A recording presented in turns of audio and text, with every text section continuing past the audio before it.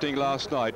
They've been trying to interview some of the riders, particularly here, Richard Virenque and Jalabert, about the police inquiries last night in Paris. The riders obviously couldn't comment because the news is still breaking. They kept certain people in jail overnight, and some are still there this morning.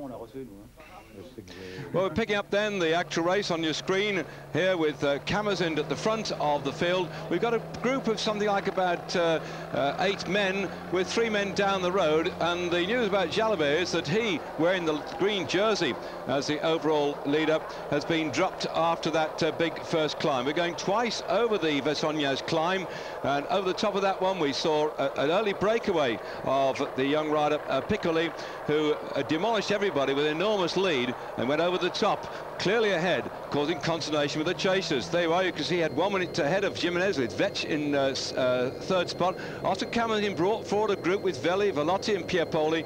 Heras there from Spain was back in 8th spot, and Andrea No and Atenzia. Some of those riders are not in contention overall, but you can imagine now the gap opening up, because as they went through here, the big danger man on your screen now in 12th spot over it all. Salvadelli start this morning in 5th spot on general classification, and he then started to launch an attack as we came down over the top of the climb. Jalabert back at nearly 2 minutes back on the field, and the rest of you see here way out of contention. So we're going to pick up the race as it goes back up over the top of this horrific climb. And here we are then, live pictures with Vladimir Belli here on the front, ploughing away, pushing enormous gear. They're likely to be sucked in, I think, by that chase group. You see them at the top right-hand corner of your screen behind the Eurosport logo. They're now about to be caught by this chase group here, which contains a number of people in contention for the overall honours. So today the race is up for grabs, and there Jalabert is in trouble. He's now changed over to his lightweight titanium bicycle. When I say trouble, it might be just gone on that bike. It weighs something like 7 kilograms, which is way below the weight I think the UCI is saying the riders have to race on next year. So what the hell? How do you know if a rider starts on a bike, gets off the bike, changes the bike? Do you weigh all his bikes? Do you weigh him after the finish? Don't ask me. The UCI have got their heads screwed on the wrong way. They're desperately looking to try and standardise bicycles that the riders will compete upon, and they have not, in my opinion, taken an active place in defeating the big problem of drugs. Yes, they're in place, are the controls, but I don't see at the moment any great leadership, and for that moment Mr. Virenque might never speak to me again. But in reality, the problems you've seen unfolding in the last couple of days have said to me the sport has got a big problem. And it's no good saying, well, we only gave them 7 months suspension, the lads who were involved in the Festina affair, because we didn't want to take away their livelihood. We didn't have in position any more to do than that. We have got to stamp it out as a sport, and we need leadership, in my opinion, from the governing body to go out there and make it hard for people who cheat. And right now, I can tell you, locked up in jail, still being questioned. We still have 3 riders. I'm sorry going off the race at the moment. You keep your eye on this one. Let me tell you, it's still in jail. 3 of the riders at the moment, and just try and find which those 3 are. That I've got it down on my little notes here, because they have been apprehended whilst everybody else has gone away. Gaumont is one of them. It's Gaumont of the Cofidis team, Ledenois of France Dejois, and an old rider called Pascal Premaruri, who is now an amateur, who used to ride with the Z team. They've kept him locked up too for more questioning, plus a couple of other people. One of them is a fellow called Sainz, no relation, I think, to the team manager of the Ante team, Bernard Sainz, who is something coming out of it as a black magician, a man who has been known to be in the sport, always having been involved in years gone by, set back from it, and looks upon himself as somebody who gives homeopathic medicines to sportsmen. And he also involved in the horse racing as well, the trotting, as we watch now the attack coming off here on your screen. So he seems to be involved in it too, plus this man who is the one of the lawyers who's been involved in the sport for some years, a fellow called Bertrand Lavalot. His wife, who's a pharmacist, has been allowed to go home, as has Van den Broek. And what seems to be happening now as we Hace go down the road, if I can just explain a bit further before we get back to the race, is that the legal people have been tracking this for some time. They've been tapping telephones, and when they made the swoop yesterday, they came through at 6:30 in the morning at various people's homes all over France. Suddenly the drug squad went in, bam, through the door, in they went, with the pharmacists there as well, and they've done a very big job now to pull these people away. They've got computer printouts, they've got information, they've got files, they've got everything, and we're not going to see the last of this one too. Keep your fingers crossed that all these riders here now are riding clean. I see Jaliber's made his way back to this group. He's coming up through this little pack now in chase after Hace, and so the race still is delicately poised on this last but one stage of the Tour Romandie. Stay with me, David Duffield, throughout this race. It's going to be very interesting indeed.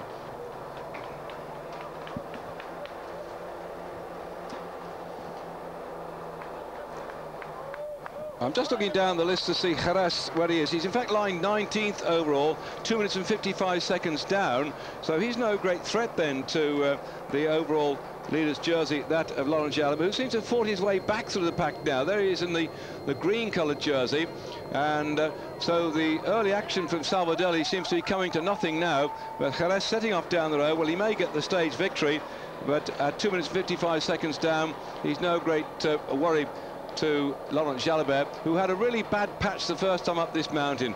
And look at the conditions now with see the cloud. We're way above the cloud base, and listening there to my colleagues in Spain, Toby Moody, who I heard him say, "Goodness me, I'm out of breath." I've never done that with Toby in the past, but the impressive Toby Moody, together with Randy Mamola and Tennis Noise, taking you through the motorcycle racing in Spain. And they say the rain in Spain falls mainly on the plain. Well, the rain in Spain is falling here in Romandie. It's the bit of Switzerland towards the west side, and if you look on your map through Lac Le Mans, we came past around that through Montreux down towards Sion, and are doing this little circuit at the moment to finish up on Veysonnaz after 156 kilometres of racing. This is I think the third time we've been up this mountain since we've been covering the Tour Romandie live on Eurosport. We came up here last year when Dufo won the stage. He went on to win the race overall. That was his third stage victory. Second was Casagrande, and third was Rebellin. Well, the man in the leader's jersey on the front now, Laurent Jalabert, keeping an eye on the main contenders for the crown. They've been sucked back in one by one, and disappointment, by the way, for followers of Nicky Ebersol, the rider for the Rabank team. He crashed and fell off a bit further down the road, and looks right now as if he's out of contention. So they're going to start to rip the legs off Mr. Jalabert, and they're starting to put the pressure on him. But one man not in contention now, Ebersol, who started this morning in 6th spot, 1 minute 30 seconds down. So they've come back together. We saw and you saw what happened on the first climb of this mountain, and they're going up now to finish it, and Hace trying desperately to get his stage victory on this final climb of the day. Again, one of these gifted climbers riding for Kelme Costa Blanca Eurosport. And his beautiful Gios bike. I mentioned before, but if you're new to cycling, that blue colour with the Gios name on, they've never changed that at all. It's like certain teams like the Ferrari have always had red motor cars. Gios have always had blue bikes, and traditional there with the nice white logo on it. And it very much suits the colours of the Kelme Costa Blanca Eurosport team. And now the rest behind. In fact, one of his teammates is back in this group. Is Chepi Gonzalez. He, with God knows how many women in the family. I'm not quite sure. I think he's married, got loads of daughters, and a mother-in-law. Goodness knows what else. He's got about, I think, 8 women living in his family, so he's got to ride out there to earn a few bob.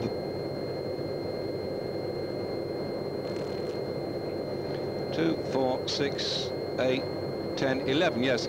And in there, Jimenez could be the surprise, I think, for a stage victory today for the Benesto team. He went off with an attack before we came on air. We saw him go and try and get up to an early leader, Piccoli, and he went off with Chepi Gonzalez. Then they got pulled back, then it regrouped as well. And so let's see how he goes there. So we just got 6.3 kilometres to go. They're on his climb up Salins, and these are the men in contention. Right outside his screen there, 117, Bates de Berg. Just picking up there at the back, number 67, and that is the rider from the MAPE team, Andrea Noe, who won a stage in the Tour Italy last year and took out the pink jersey. Riding very well indeed this year at the moment. But the world champion there is also Oscar Sevilla, looking for a chance to try and win this stage. But can Hace stay away? Just under 6Ks to go. Leader, something like about 30 seconds ahead of the pack, and he's now around about 5 kilometres from the finish. They're not too bothered about him, by the way, in terms of the overall general classification. If he wins the stage, so what, as far as they're concerned. They still got to try and knock the stuffing out of Laurent Jalabert, who's recovered from a rather bad patch and has now ridden himself up there. He's lying third from the front of that little group. Beysonnaz just here, number 117 on the right-hand side of the screen, the Rabank rider, is 38 seconds down on Jalabert. And the way he's riding now, I don't think he's in any way trying to demolish Jalabert on the final few kilometres up towards the climb. He seems like he's just hanging on a bit, and if he does move forward, as I speak, he starts to go a bit round the outside, but it doesn't look like he's prepared to attack Jalabert, who's really gone up into a controlling position at the front of the race. So Jalabert's job now is to make sure that Mr. Beysonnaz doesn't go by him for 38 seconds. Also in that group, Vladimir Belli, Festina Lotus, 55 seconds down this morning on general classification, and then those riders are the only ones that could probably demolish Jalabert's green jersey on this particular stage. Tomorrow it's an undulating stage, not a hilly one by any means, and so if they can't blow Jalabert out the back in these final few kilometres, then it's all over by the shouting and celebrations when we get down to the finish tomorrow of this Tour Romandie, a race which was they've been running for many years now, dates back to 1947 when Kettler of Belgium won the race. The Swiss took over with Kubler winning it in 1948, and so on right the way through until last year we had Dufo come through and demolish everybody else. Looking down the list of winners in this race, Stephen Roche 1984 and 1983, and again in 1987, the only man that's won this race 3 times. And so Stephen Roche, our commentator on things like the Tour of France at the moment, we'll be watching this one perhaps on his training camp out there in Mallorca at the moment, and watching how this man in the green jersey, Jalabert, is responding to attack. Jalabert seems to be having a very up and down career so far this year. He demolished everybody in the Tour of the Basque Country, controlled that one, but sometimes he doesn't seem to have been firing all cylinders since then, and he doesn't really always like racing in the rain. As now Kamazin puts the pressure on him, goes past, and Beysonnaz has now started to go. Kamazin up there in the rainbow jersey on the front, and just behind him then with less than 5 kilometres to go is Beysonnaz, he with the black legs. He's sensibly, I think, put the leg warmers on today, because the snow that's still hanging about on the mountainsides means that it's very, very cold indeed. Bitter conditions for bicycle racing, but Jalabert seems to be reveling in it despite his dislike of the wet weather conditions, and Hace up in front at the moment, still ploughing on to try and get this stage victory. You can see when he's got those sort of black shoes, those are oval shoes he's got just to keep his legs nice and warm. The chap in the red jersey, by the way, that's Belli going up. Belli is 55 seconds down on Jalabert. Jalabert's gone with it as well. Jalabert's just going to look for a handful of people to make sure they don't go away from him. Kamazin this morning, who's also in there with a shout, was 7th this morning, 1 minute 48 seconds down, and so they're having their own little private battle, these riders, whilst the leader Jerez sets off to try and see if he can get to the stage victory today. Another gifted climber. There are some people who've got the wings, as they call the angels of the mountains. They can just fly up these climbs, and we're looking at one man who's got that gift, and the rest behind, you see, they're riding at a different pace. They're not too bothered about Jerez getting the stage, because he's so far down on classification, 2 minutes 56. They're having their own little private war here, and Jalabert is looking so strong right now. I think the rest of them might say, okay, we're rolling him, we'll sprint towards the finish for the prize money, and then we'll be off down to the bottom of the valley to our hotels, have a nice shower and a shampoo and a massage, and relax and get ready for tomorrow. And Jalabert, having taken the jersey on day 1 in that short, sharp prologue, lost it on day 2 to Missaglier, gained it back on the day 3, and has now got it on his shoulders, and I think he's showing a certain demonstration of power and frightening a few people. Sberg's trying to put the pressure on him. Gonzalez for the Cabo Costa Blanca Eurosport team behind, again not in any problem overall in general classification.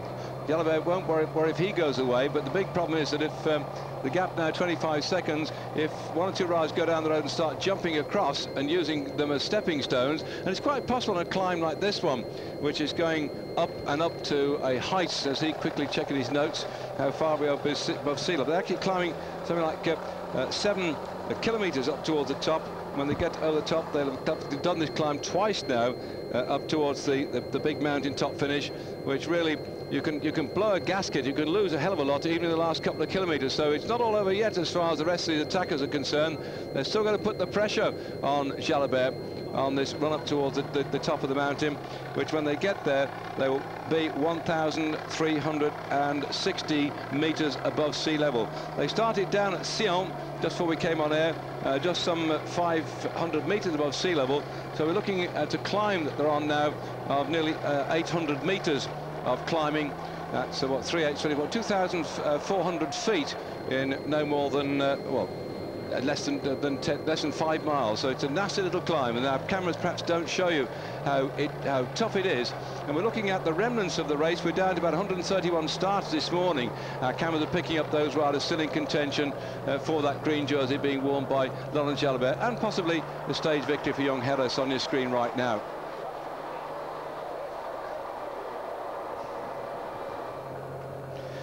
That's the straggling bunch behind Hace in the lead, and Hace out there still with about a 25-second lead.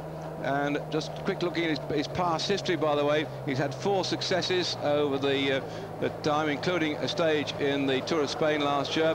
When he won that one, he won a stage in the Volta de España in 1997 as well. So he's quite good at winning stage victories in the events where it calls for somebody to be able to recover from the arduous of all the racing day in, day out, and then when the mountains come, just launch an offensive and off you go. So let's see if he can add to his couple of stage victories in the Tour of Spain, 1 in the Tour of Romandía. The last time check we had was 22nd. It's coming back now. He's dying 1,000 deaths. Like I told you, it can happen to anybody. Chepe Gonzalez, his teammates, just being towed up there, and so suddenly he's blown a gasket, and that's it. And I think that's Atienza of Spain, who may be for the Polti rider up on the front at the moment. Jalabert back in behind Zeberg. He's tracking Zeberg at the moment. He's not bothered about the chaps down the road. They're no great threat. See Jalabert there in the green jersey, back in second spot. Camazin back in the striped jersey, the rainbow jersey. He's just struggling a bit at the back of it all. And Salvadelli in the red jersey, who tried originally, this is number 7 on your screen now, who tried originally to try and rip the legs off the chasers. He went up and got to our leader, the early leader on the race today, who was Piccoli, was out there and gained a lead of what, over 4 minutes at one particular point. Well, he got up to him, but he just couldn't hang on to that one. Now he's off the back a bit, suffering, I think, with his enthusiasm to try and wrest the green jersey of Laurent Jalabert. That's Belly. That's Camazin, number 52. Gonzalez just dropping back a bit at the moment. And they're all jumping all over the place.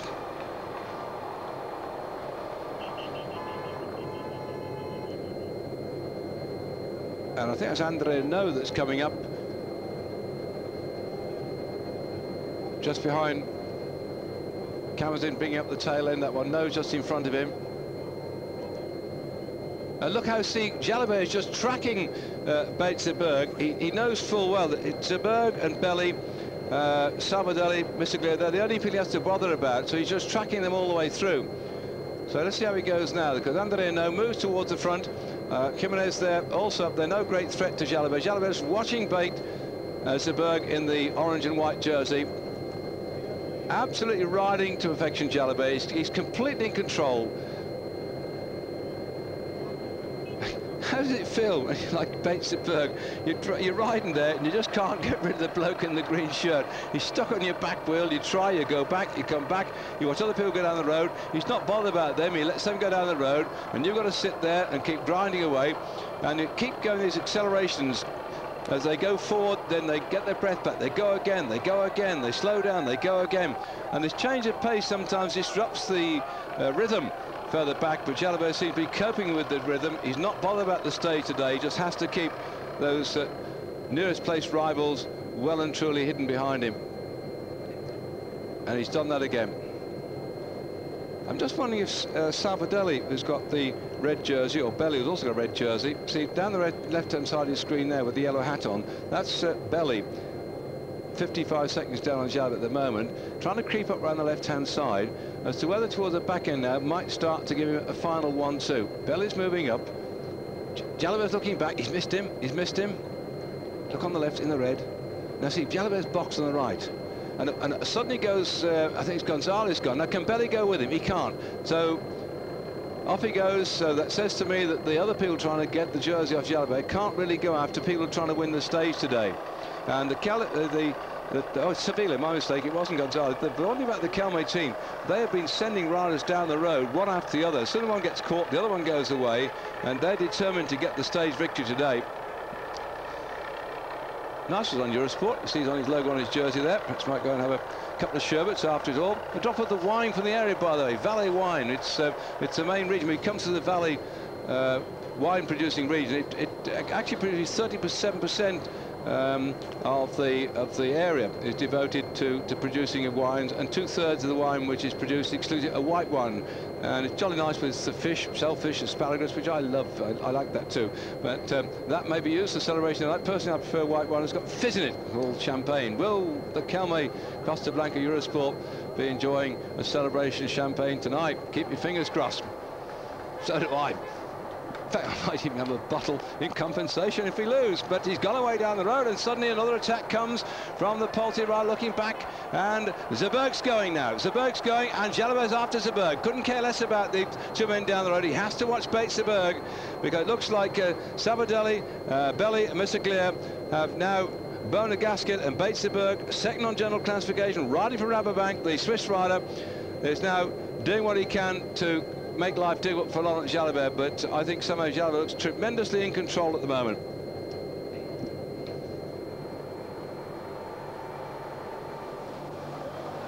That's Belli at the back here for the Festina team. Like taking coal to Newcastle. Festina, who are a watch manufacturing company from Spain, have got the rights to do the timing in the Tour Romandie, which has gone through this Swiss centre of watchmaking, so I suppose that's one up your nose. We're going on the top of the climb. He's just got some points to the King of the Mountains, and we're not far in now towards the finish of the day stage, because that little balloon thing you see there, that bridge, that's at the village of Veysonnaz, 1,240 metres above sea level. We've got to go up to the final point where they're going to finish, 1,360 metres, so another 120 metres of climbing to do, and we've still got just about 1.7 kilometres left before we get to finish. Won't be long then before we see the red kite come out, and looks like Sevilla is about to try and get his stage victory here. The Kelme boys have really been on the attack all day long, and they could well get it yet.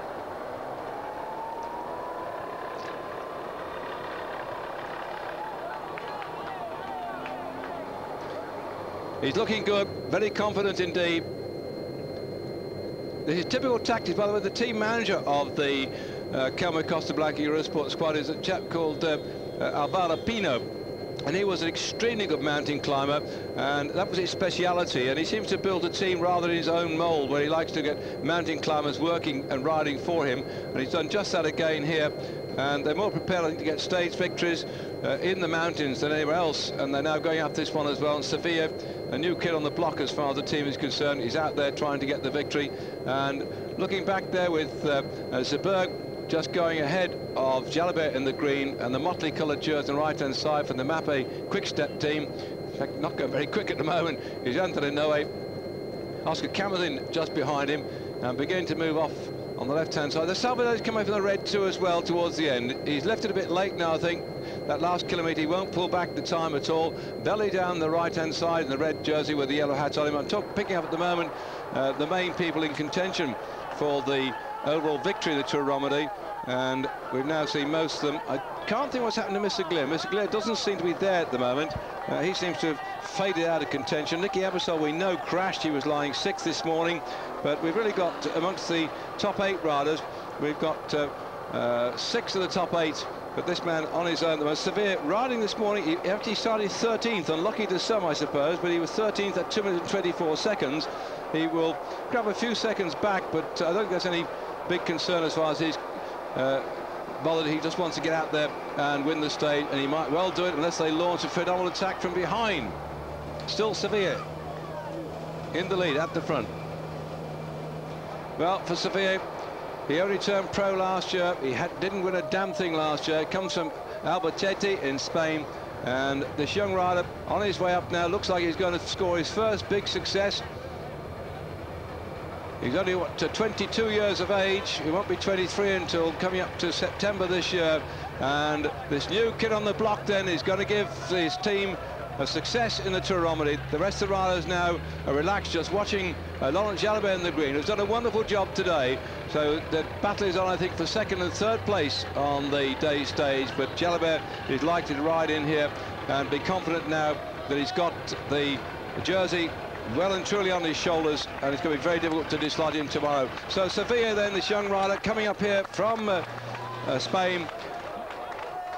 Great to see these young kids on the block. I love it when new names come up, new people come up on the screen, and new riders. And I hope that whatever's going on in the world of cycling at the moment, these swoops by the drug squads sort out that terrible mess, and that we're going to see a lot of new young kids coming through who love the sport, who ride it honestly and ride into the record books, knowing that when they look back at their careers, when they shave in the morning and say, I did it myself, no chemist helped me on my way.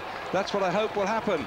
And I hope you people out in the listening to the programme agree with me entirely. Let's have more up-and-coming young riders. Let's have a clean sport. Let's attract the young lads to this sport. It's a great sport indeed. Many people ride bikes just for the hell of it and just for the fun of it.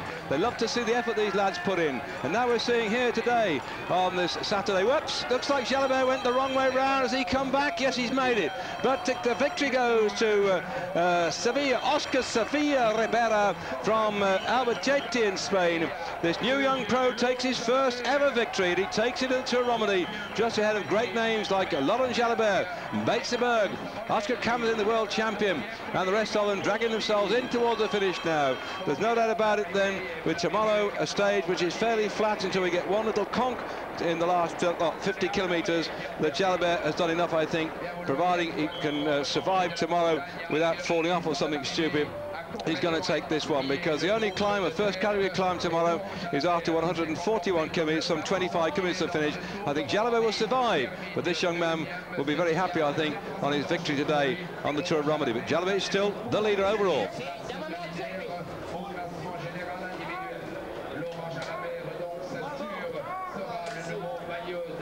Don Jalabert moving his way through to the podium for the presentation. Doesn't look a least bit concerned about today's racing, but this young man, all smiles. Well, they'll certainly be celebrating in Spain his victory. Jalabert, one of the most established and seasoned professionals on one side, a young up-and-coming rider on the other side. This is what sport's all about. The established top men being challenged by youngsters. You've seen it today, live on Eurosport. I'm David Duffield. Stay with me during this break. We'll come back for more on Eurosport starting a week today. The rest of the Lampre-Dakin team here struggling up the climb. At least their man Kamazin, the world champion, probably moved up to about 5th overall today as a result of the stage. Look how tough that final corner is coming around there. Look how nasty the weather is, where everybody at the finish area is beginning to feel a little bit chilled under today's conditions. Not exactly ideal bike racing, but nevertheless, as those green hands, by the way, that you see waving in the background, that's PMU. It's the French betting, like you go down the tote to put money on a GG. Well, that's what those green hands are, but they're given out by PMU, who have 1 or 2 sprints every day. Overall, the general classification slightly changed. Berg's gone back now, 44 seconds, he was 38. Belly at 1 minute and 9, he was at 55 seconds this morning. So the overall situation has changed, only that we've lost Misaglia and we lost Ebersold out that top lot. But Jalabert on the stage tomorrow, which will take us in 180 kilometres into Geneva. There's one thumping great conk, but that's about 25 kilometres to finish. I don't think he's going to lose out on that, but you never know. It's worth watching, because anything can happen on the final day.